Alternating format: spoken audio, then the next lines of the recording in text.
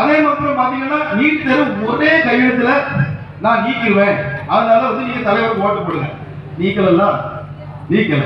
இப்போ என்ன பண்ண, 50 லட்சம் பேருக்கு கையெழுத்து போடணும்னு நான் போனேன், 1 கோடி பேர் கையெழுத்து போட்டு கொடுத்தா அப்படின்னு சொல்றான். 1 கோடி பேர் கையெழுத்து போட்டு கொடுத்து நானே கேட்டேன், கையெழுத்து வாங்கி யாருக்கு கொடுப்ப?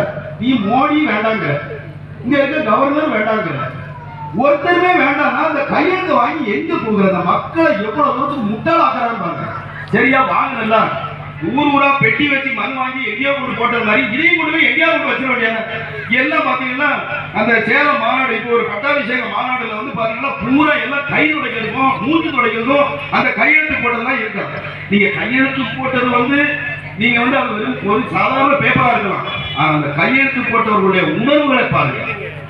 இவர் வந்து ஒரு கையெழுத்துல நீக்கவே சொன்னாரு, ஆனா இப்ப கையெழுத்து கேட்கறாரு.